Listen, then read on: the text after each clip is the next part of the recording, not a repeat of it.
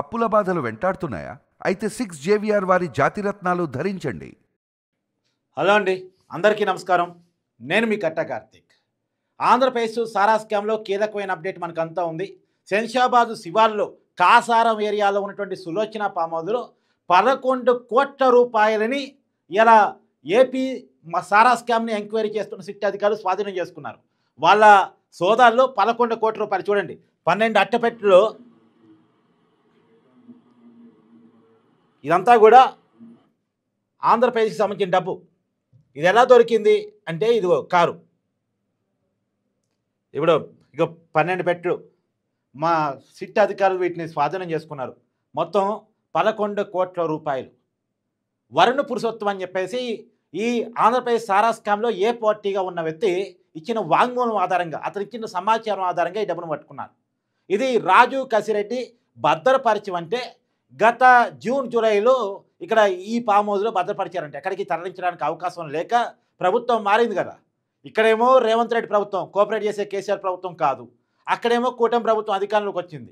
కాబట్టి డబ్బును ఎలా తరలించారో ఎక్కడికి తరలించారో తెలియక ఒక సులోచన ఫామ్ హౌస్, ఇది తీగల బార్రెడ్డి దట్ ఈ ఫామ్ హౌస్ వర్ధమాన్ కాలేజీకి ఆపోజిట్గా ఉంటుందట, దగ్గరలో ఉంటుందట ఈ ఫామ్ హౌస్. ఈ సులోచన ఫామ్ హౌస్లో ఈ 11 కోట్ల రూపాయలు దాచారు. తీగల బార్రెడ్డికి సంబంధించినటువంటి సులోచన ఫామ్ హౌస్ శంషాబాద్ శివారు కాసారం పరిధిలో ఉండేటువంటి ఈ ఫామ్ హౌస్లో 11 కోట్ల రూపాయలని ఈరోజు పట్టుకున్నారు. ఇన్నాళ్ళు వైసీపీ నాయకులు ఏం మాట్లాడుతూ వచ్చారు? 3,500 కోట్ల కుంభకోణం అన్నారు, డబ్బుల డెన్నులు అన్నారు, ఫిజికల్గా 1 రూపాయి అయినా మీరు చూపించారా అన్నారు. కానీ ఒక డెన్ చూపించారు.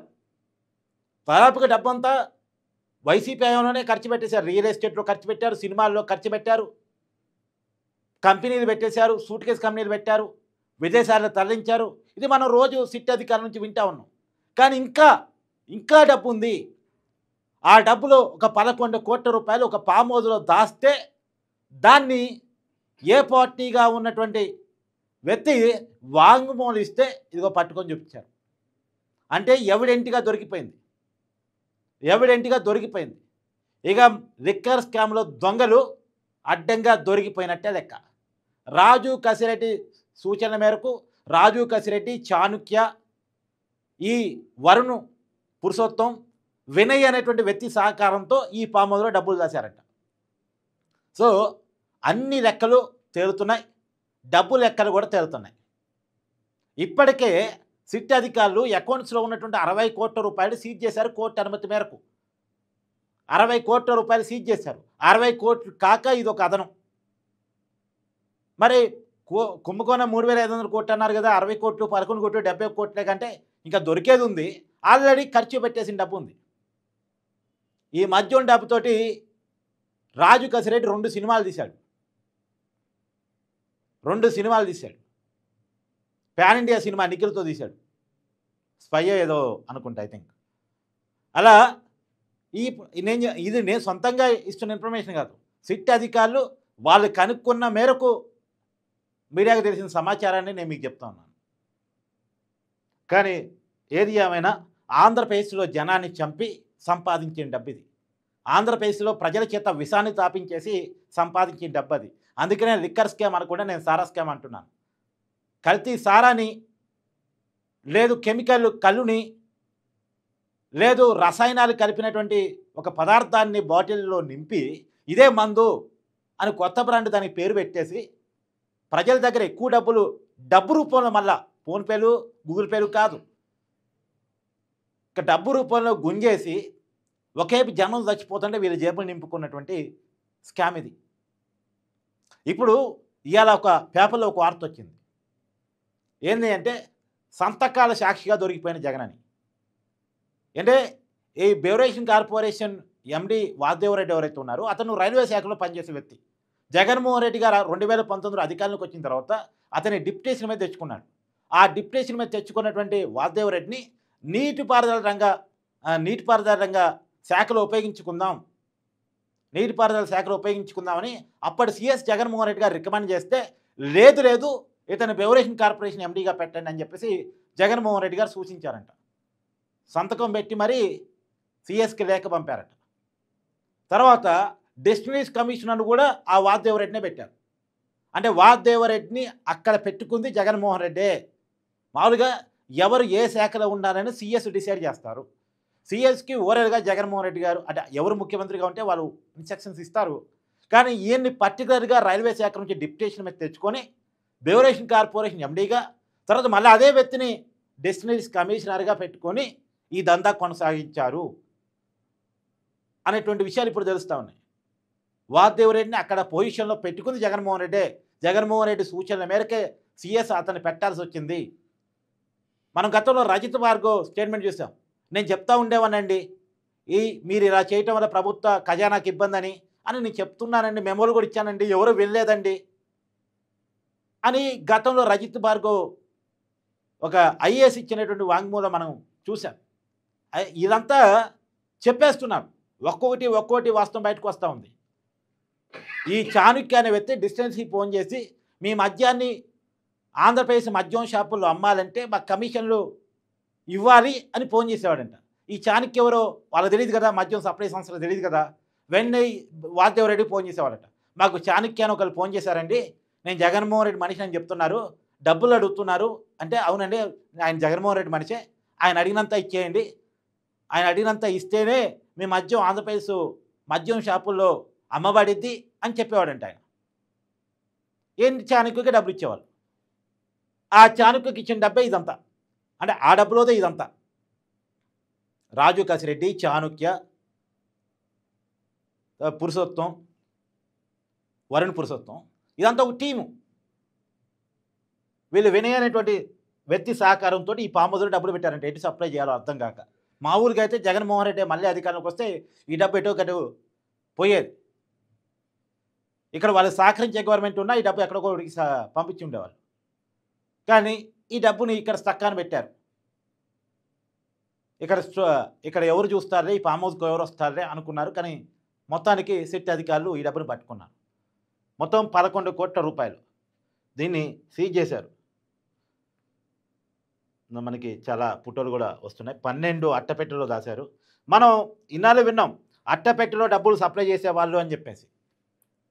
జగన్మోహన్ రెడ్డి గారి ప్యాలెస్కి పక్కనే తాడేపల్లిలో ల్యాండ్ మార్క్ అపార్ట్మెంట్లో థర్డ్ ఫ్లోర్లో అక్కడ ఒక ఫ్లాట్లో పెట్టెలుగా పెట్టే డబ్బులు ఉదయం స్టోర్ చేసేవాళ్ళంటే మన సాయంత్రం దింపేవాళ్ళంట. అంటే ఎక్కడెక్కడి నుంచో అక్కడికి పంపించేవాళ్ళు, మళ్ళీ అక్కడి నుంచి డిస్పాచ్ జగన్మోహన్ రెడ్డి గారు ఆదేశాల మేరకు ఎవరెవరికి ఏ అట్టపెట్ట పంపాలి, ఎక్కడెక్కడికి ఏ అట్టపెట్ట పంపాలి. మేబీ ఇది రాజు కసిరెడ్డి చాణుక్య వాటా అనుకుంటా ఈ 11 కోట్లు అనేది. ఇప్పుడు అక్కడ డబ్బుకి సంబంధించినటువంటి అంటే విజువల్స్ కూడా కనపడకుండా సీసీ కెమెరాలు మొత్తం బాగుకొట్టారు. కానీ సిట్ అధికారులు రికవరీ చేశారు. డేటా మొత్తం కూడా రికవరీ చేశారు. డేటాని మొత్తాన్ని ధ్వంసం చేసినప్పటికీ కూడా డేటాని మళ్ళా రికవరీ చేశారు. అక్కడ వాచ్మెన్ అడుగుతుండేవాడు అంటే, ఏంటండి ఈ అట్టపెట్టలు రోజు లిఫ్ట్ నిండా ఈ అట్టపెట్టలు ఉంటే అక్కడ జనాలకు ఇబ్బందిగా ఉంది, ఉదయం పూట పిల్లలు అంటే అక్కడ అపార్ట్మెంట్లో నివాసం ఉండేటువంటి రెసిడెన్స్ ఉంటారు కదా, అందరూ ఆఫీసులు పోయే టైము, పిల్లలు స్కూల్కి పోయే టైము, అందరికి ఇన్కన్వీనియంట్గా ఉందంటే ఇది తప్పదు, ఇది ఆఫీస్ ఫైల్స్, దీన్ని రివైవ్ చేసి మళ్ళీ సాయంత్రానికి మేము మళ్ళీ పంపించాలి అని చెప్పేవాళ్ళంట అక్కడ వాచ్మెన్కి. అక్కడ అపార్ట్మెంట్కి సంబంధించిన ఏది ల్యాండ్ మార్క్ అపార్ట్మెంట్కి సంబంధించిన అసోసియేషన్ కూడా ఓనర్కి కంప్లైంట్ చేసిందంట. ఏమన్నా మీరు ఫ్లాట్ ఎవరికి అద్దెకిచ్చారు, ప్రణయ్ ప్రకాష్కు ఎవరికి అద్దెకిచ్చారు, కానీ రోజు ఫైల్స్ వస్తున్నాయండి, మళ్ళీ అదే అట్టపెట్టెలు వస్తున్నాయండి, మళ్ళీ అట్టపెట్టెలు దిగుతున్నాయండి, ఏదైనా అడిగితే ఫైల్స్ అంటున్నారండి, మాకు ఇన్కన్వీనియంట్గా ఉందండి అంటే తప్పదండి, ఆయన గవర్నమెంట్ అఫీషియలు, ఆయన జగన్మోహన్ రెడ్డి మనిషి, మీరు కొన్ని చూస్తున్నట్టు బాగా మా వాళ్ళే కదా అని చెప్పేసి అపార్ట్మెంట్ అసోసియేషన్ చెప్పారంట. మరి అక్కడ జగన్మోహన్ రెడ్డి మనిషి అని చెప్పిన తర్వాత ఎదిరించే దమ్ము అవకాశం అక్కడ అసోసియేషన్కి ఏముంటుంది, ఇంకా ఏముండదు కదా. అది మొత్తంగా డబ్బులతో సహా ఇవాళ కొంత అమౌంట్ అంటే కనీసం కొంత డబ్బు పట్టుకుంటే ఈ కేసును ముందు తీసుకుపోవడానికి ఉంటుంది. ఈనాళ్ళు వైసీపీ నాయకులు వాదిస్తున్న వాదన ఏంటంటే ఒక రూపాయి కూడా డబ్బు పట్టుకోలేదు కదా, మరి డబ్బు ఉన్నట్టు ఎక్కడా, ముడుపులు తీసుకున్నట్టు ఎక్కడా అని చెప్పేసి ఇన్నాళ్ళు వాదిస్తూ వచ్చినారు. ఇప్పుడు ఆ వాదన కూడా అవకాశం లేదు. ఇక 11 కోట్ల రూపాయలు పట్టుకున్నారు.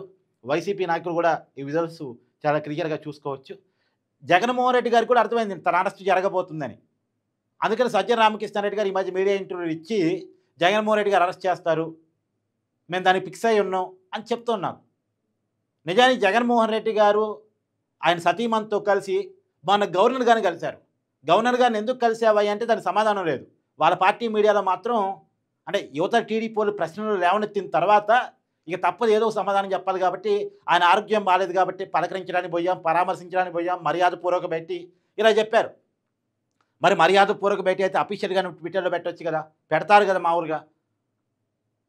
ఆయన ఆరోగ్యం కోలుకోవాలని ఆకాంక్షిస్తూ ప్రజలకు సమాచారం ఇవ్వచ్చు కదా. ప్రజా జీవితంలో అంత ఓపెన్గా ఉన్నారు, సీక్రసీ ఎందుకు? ఎందుకంటే రేపు జగన్మోహన్ రెడ్డి గారి మీద ఎంక్వైరీ చేయాలన్నా, జగన్మోహన్ రెడ్డి గారిని అరెస్ట్ చేయాలన్నా, జగన్మోహన్ రెడ్డి గారి మీద కేసు నమోదు చేయాలన్నా గవర్నర్ గారి అనుమతి కూడా తీసుకుంటారు 17A నిబంధన కింద. కాబట్టి గవర్నర్ గారి దగ్గరికి తన ఫైల్ వస్తుంది కాబట్టి ఏదో రకంగా తన అరెస్టు నుంచి కాపాడుకోవడానికి గవర్నర్ గారిని మచ్చిక చేసుకోవడానికి వెళ్ళారా అనేటువంటి ఒక అనుమానం కూడా కలుగుతోంది. ఎప్పుడైతే ఈ అనుమానం వచ్చిందో బీజేపీ ఏపీ రాష్ట్ర అధ్యక్షుడు మాధవ్ క్లియర్ కట్ స్టేట్మెంట్ చేశాడు, జగన్ అరెస్టుని ఎవరూ ఆపలేరు అని. ఎందుకంటే గవర్నర్ గారిని జగన్మోహన్ రెడ్డి గారు కలవగానే మనకు అనుమానం ఎవరి మీద వస్తుంది? బీజేపీ మీద వస్తుంది. ఎందుకంటే గవర్నర్ కేంద్ర ప్రభుత్వానికి సంబంధించిన వ్యక్తి, రాజ్యాంగబద్ధ పోస్టు, రాష్ట్రానికి ప్రథమ పౌరుడు పక్కన పెడితే అతన్ని రాష్ట్రంలో నియమించేది కేంద్రం, కేంద్ర హోంశాఖ అతను నియమిస్తుంది కాబట్టి కేంద్రానికి రిపోర్ట్ చేస్తూ ఉంటారు. కాబట్టి ఆయన సహజంగా కేంద్రం మీద, కేంద్రంలో అధికారంలో ఉన్న బీజేపీ మీద కొన్ని అనుమానాలు వస్తున్నాయి, మళ్ళీ జగన్మోహన్ రెడ్డి కాపాడే ప్రయత్నం జరుగుతుందా అని. అందుకనే ఆ అనుమానం రాకూడదని నిన్న ఏపీ బీజేపీ రాష్ట్ర అధ్యక్షుడు మాధవ్ స్టేట్మెంట్ ఇచ్చాడు, జగన్ అరెస్టుని ఎవరూ ఆపలేరు అని. సో ఇన్ని ఆధారాలు మనకు కనబడుతున్నప్పుడు మరి జగన్మోహన్ రెడ్డి అరెస్ట్ చేస్తారా చేయరా, లేదు రాజు కసిరెడ్డి కాడో, చాణుక్య కాడో, లేదు మిథున్ రెడ్డి కాడో ఈ కేసు, మిథున్ రెడ్డి దగ్గర ఈ కేసును ఆపుతారో లేదో చూద్దాం. Thank you.